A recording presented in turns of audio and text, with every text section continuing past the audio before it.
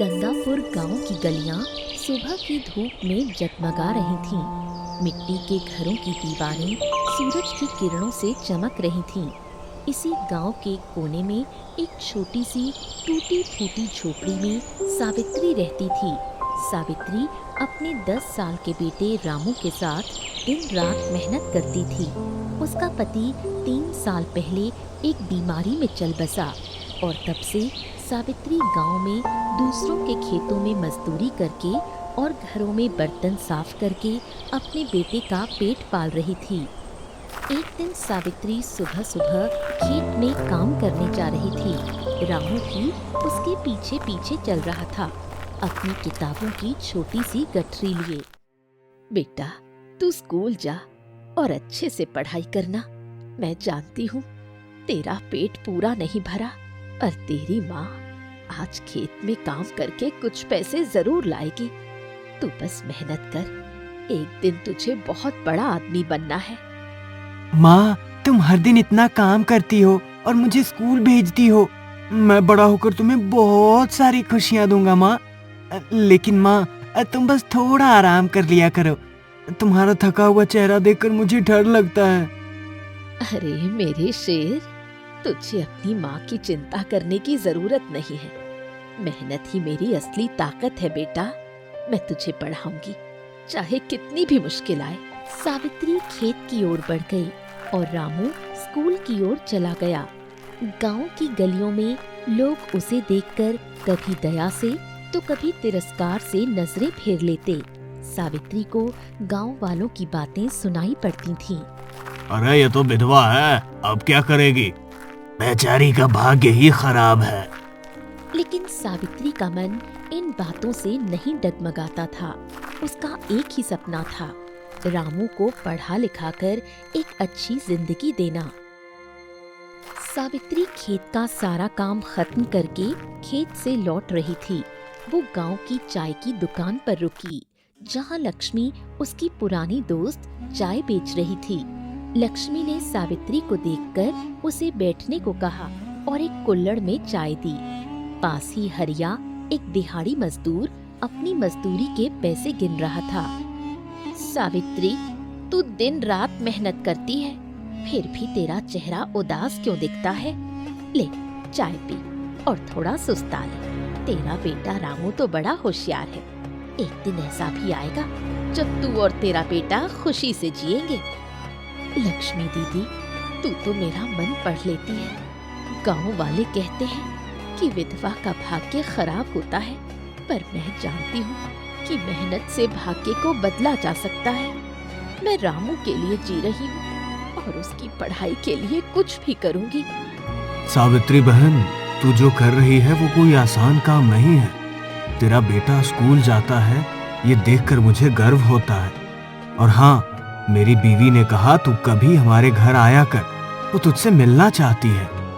हरिया भैया, तुम और लक्ष्मी दीदी ही तो मेरे अपने हो, पर जमींदार जी जगदीश सेठ मुझे देखकर चिढ़ते हैं। वो कहते हैं कि मेरी झोपड़ी उनकी जमीन पर है और मुझे वहां से हटना होगा। लेकिन मैं कहाँ जाऊं? मेरे पास तो वही टूटी झोपड़ी है। अरे वो जगदीश सेठ अपने पैसे के घमंड में अंधा हो गया है। सावित्री, तू जरा सावधान रहना। वो तुझे परेशान करने की कोशिश करेगा, लेकिन तू डरना मत। मैं और हरिया तेरे साथ हैं। दीदी, डर तो मुझे तब लगता था जब मेरे पति बीमार पड़े थे। अब मेरे पास खोने को कुछ नहीं सिवाय रामू के सपनों के।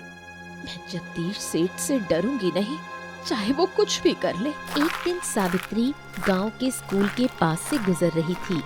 वहाँ शहर से आई एक शिक्षिका किरण बाई बच्चों को पढ़ा रही थी। किरण बाई ने सावित्री को देखा और उसे बुलाया। सावित्री थोड़ा झिझकते हुए उसके पास आई। आप सावित्री जी है ना, रामू की माँ? आपका बेटा बहुत होशियार है। उसने आज कक्षा में एक कहानी लिखी जो सबको बहुत पसंद आई। आप बहुत मेहनत करती हैं, ये मैंने सुना है। मैडम, मैं तो बस अपने बेटे के लिए जी रही हूँ। मेरे पास ज्यादा कुछ नहीं। पर मैं चाहती हूँ कि रामू पढ़ लिख कर बड़ा आदमी बने। गांव वाले कहते हैं कि विधवा का भाग्य खराब होता है, पर मैं अपने बेटे का भाग्य बदलना चाहती हूँ। सावित्री जी, आपका हौसला देखकर मुझे बहुत अच्छा लगा। मैं शहर में एक स्कूल चलाती हूँ और वहाँ बच्चों के लिए एक खास प्रोग्राम करने वाली हूँ। अगर आप चाहें तो मैं रामू के लिए वहाँ पढ़ने का इंतजाम कर सकती हूँ और आपको भी वहाँ कुछ काम मिल सकता है। मैडम, आप मेरे लिए इतना सोच रही हैं। मैंने तो कभी सोचा भी नहीं था कि कोई मेरी और रामू की मदद करेगा।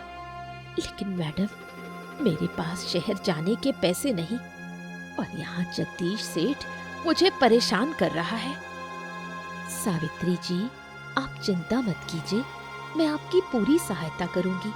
और ये जगदीश सेठ कौन है? मैं उससे बात करूंगी। आप बस अपने बेटे की पढ़ाई पर ध्यान दीजिए। किरण बाई की बातों ने सावित्री के मन में एक नई उम्मीद जगा दी। उसे लगा कि शायद उसकी मेहनत का फल मिलने वाला है।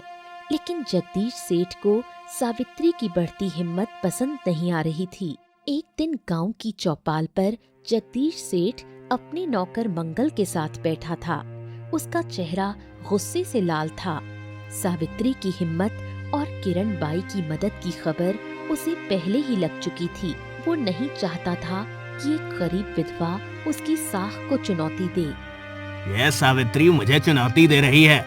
एक विधवा जिसके पास कुछ भी नहीं है, वो मेरे खिलाफ खड़ी हो रही है। मंगल, तू सुनिश्चित करके उसकी झोपड़ी अगले हफ्ते तक खाली हो जाए, चाहे उसे डराना पड़े या उसका सामान ही क्यों न फेंकना पड़े। सेठ जी, सावित्री तो बस एक गरीब औरत है।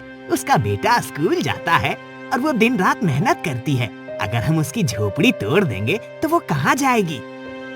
मंगल, तू मेरा नौकर है, मेरे खिलाफ बोलने की हिम्मत मत कर। सावित्री की वजह से गांव वाले मेरी इज्जत को भूल रहे हैं। मैं नहीं चाहता कि कोई विधवा मेरे सामने सिर उठाए। तू बस मेरा काम कर। सेठ जी, मैं आपका नौकर हूँ, लेकिन सावित्री की मेहनत देखकर मेरा मन नहीं मानता। ठीक है, अब मैं कोशिश करूँगा, लेकिन अगर गांव वालों ने विरोध किया तो? गांव वाले वो सब मेरे डर से चुप रहते हैं। तू बस उस सावित्री को डरा दे, और अगर वो नहीं मानी तो मैं खुद ही देख लूंगा। मंगल ने सिर झुका लिया, लेकिन उसके मन में सावित्री के लिए दया थी। अगली सुबह सावित्री अपनी झोपड़ी के बाहर बैठी थी। तभी मंगल वहां आया। उसके पीछे 2 लोग थे जिन्हें जगदीश ने भेजा था। रामू स्कूल गया हुआ था और लक्ष्मी पास ही अपनी दुकान पर थी। सावित्री बहन, सेठ ने कहा है कि तुझे ये झोपड़ी खाली करनी होगी। मैं नहीं चाहता कि तुझे तकलीफ हो, लेकिन सेठ का हुक्म है, तू कहीं और चली जा। मंगल भैया, ये झोपड़ी मेरे और मेरे रामू का इकलौता सहारा है। मैंने इसे अपनी मेहनत से बनाया है। जगदीश सेठ को लगता है कि वो मुझे डराकर भगा देगा, लेकिन मैं डरने वाली नहीं। मंगल, तू सेठ का नौकर है, लेकिन इसका मतलब ये नहीं कि तू सावित्री को परेशान करे। सावित्री, तू डर मत, मैं और पूरे गांव वाले तेरे साथ हैं। सावित्री बहन, तू अकेली नहीं है। सेठ ने गांव वालों को डराया, लेकिन अब बहुत हो गया। अब हम सब तेरे साथ खड़े हैं। लक्ष्मी दीदी, हरिया भैया, तुम सबका साथ मेरे लिए बहुत मायने रखता है। मैं जगदीश सेठ से डरूंगी नहीं। मेरी मेहनत और सच्चाई मेरी सबसे बड़ी ताकत है। धीरे धीरे गांव वालों की भीड़ जमा हो गई और सेठ के आदमियों ने डरकर पीछे हटना शुरू कर दिया। मंगल ने भी सावित्री की हिम्मत देखकर सेठ के खिलाफ बोलने का फैसला किया। किरण बाई ने सावित्री की बात सेठ तक पहुंचाई और गांव वालों को एकजुट होने को कहा। गांव में पंचायत बुलाई गई, जहां किरण बाई, सावित्री और गांव वाले जमा हुए। जगदीश सेठ भी वहां आया, लेकिन उसका चेहरा गुस्से से भरा था। जगदीश जी, आप गांव के बड़े आदमी हैं, लेकिन आपकी ताकत का मतलब ये नहीं कि आप एक गरीब विधवा को परेशान करें। सावित्री जी की मेहनत और हिम्मत इस गांव की मिसाल है। उन्हें उनकी झोपड़ी से हटाने की कोशिश ना करें। मैडम, आप शहर से आई हैं, आपको क्या पता गांव की बातें। सावित्री एक विधवा है, उसकी कोई औकात नहीं।